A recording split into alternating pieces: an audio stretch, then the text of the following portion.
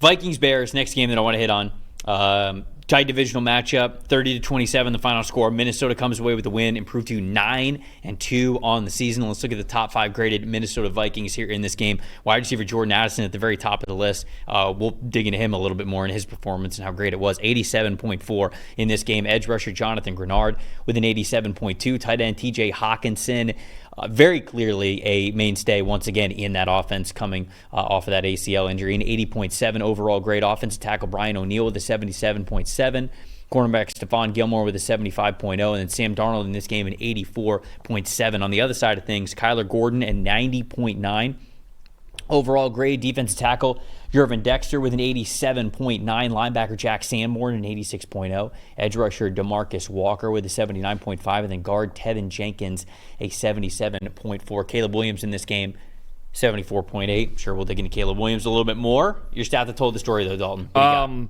Same as last week. Too many explosive plays from the Bears secondary allowed. And Kyler Gordon's got the good grade there. He had a good day, 2 forced incompletions. But the rest of their coverage unit, they're a mess right now on the back end. And since week 8, they have the lowest coverage grade in football as a team. 54.9 coverage grade as a team in this game.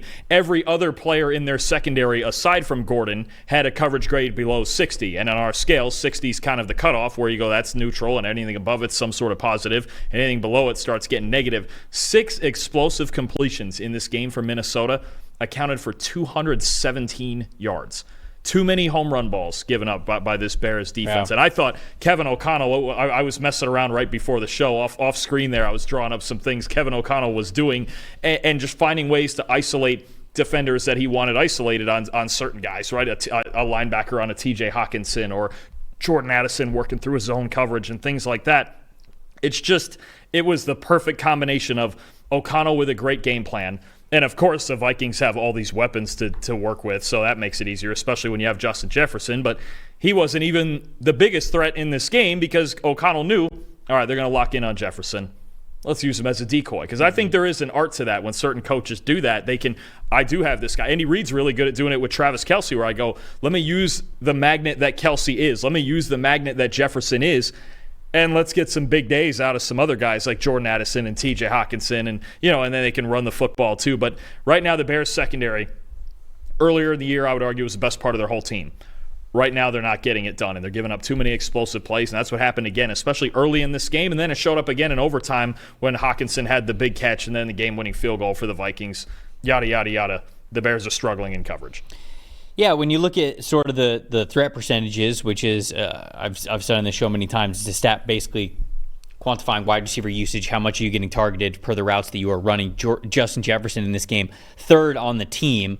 Both Jordan Addison and TJ Hawkinson were higher. They were in the 20s, and Justin Jefferson with an 18.6 threat percentage in this one. So when you look at just the regular stats, Jefferson 5 targets, 2 catches, 27 yards, and then you look at Addison and TJ Hawkinson, both of them with 9 targets, both of them with over 100 yards receiving. And I thought that when you sort of set this up correctly, it was a really good explanation of they used Jefferson sort of as that decoy. And my most impressive in this game was Jordan Addison, 86.6 receiving grade, 9 targets, 8 catches, 162 receiving yards, 61 yards after catch, and then that 25% threat percentage. And so he was fantastic. But the stat that told the story, I think it goes into how the Bears coverage group is struggling a little bit more. And this is sort of a theme, because I'm going to say this a lot for a couple of teams. It was not a very disciplined week for a lot of NFL teams. And I'm going to sound like a broken record by the time we get to the end of the show, but the penalties, I think, killed a lot of football teams. The Bears were one of them. 7 penalties for 80 yards in this game. Jalen Johnson himself, who had not had a defensive pass interference penalty against him all year long, has 2 in this game. One that puts the Vikings on the, what was it, like 7-yard line, like right within the 10, whatever it was. And then there was another one that was an in-breaking route that he was getting a little bit too grabby on, right? And so whenever that's the case, it's just, it's brutal. Defensive pass interference calls are absolutely brutal, especially from your star corner. And I do want to say this. I don't think we give coverage the grace it deserves, because the nature of playing coverage, whether it's corner or safeties or as a group overall, is very up and down. It is just a very high variance part of the game of football. Like, for example, the Jets kind of stink this year in coverage. I don't all of a sudden think that DJ Reed and Sauce Gardner are bad. Like, I don't think these are bad football players. It just kind of, it's tough. A lot of these plays that you make as a corner, like they're bang plays, like plays in the secondary, a lot of it has to do with chemistry and playing really well and catching the offense in a way where they are not expecting you to deploy a certain coverage shell the way that you are, having that sort of confidence within the other guys that are next to you. Like, coverage is just very up and down. It doesn't all of a sudden mean that the Bears coverage players are terrible. It can be a lack of execution, but they are struggling. Because people think about, okay, offense is the one where you have to execute and you have to have this high execution rate. Yes. You have to execute on defense, too. And if you don't, if you have a pass-off done wrong or somebody rotates the wrong way. And I would say it's harder to execute on defense because you're reacting. You are reacting, and truly, like, you are a caterpillar. Like, it is legs in the caterpillar. And if one of the legs doesn't work, you don't move. And on offense, shoot, I mean, we see this with the Cincinnati Bengals. The offensive line could be bad. The run game couldn't be great. Still got Jamar. Doesn't matter. We can move the ball down the field. It doesn't really work like that on the defensive side of the ball. So I think it's really frustrating, and I'm saying this to sort of talk to Bears fans about it. I think there's a lot of frustration with the secondary because this was supposed to be a strength of the team, because it certainly was a strength of the team last year. But this is just to NFL fans in general. Just because your coverage group was good last year, even if you have good players, there's no guarantee that they're going to be good throughout a full season the next year. So that's just something to think about. The defensive pass interference penalties were big in this one. And then my most disappointing in this one is just, it's another wasted good Caleb day. And it wasn't a perfect Caleb day? No. But again, the bar is not perfect, people. We're just looking for good. And Caleb Williams played well. 78.8 passing grade, 32 for 47, 340 yards passing, had 2 passing touchdowns. He had 5 big-time throws in this game, 2 turnover-worthy plays.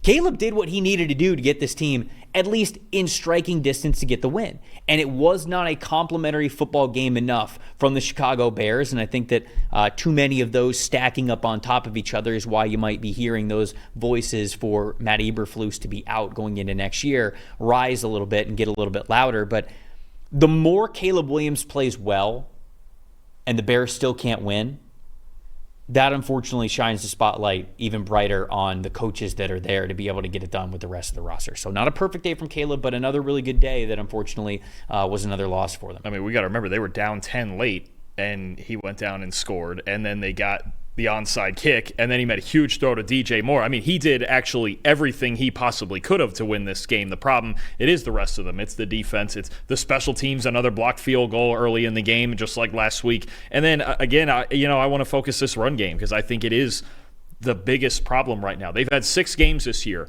where they didn't rush for at least 80 yards. They're 0-6 in those games. That's just where it's at.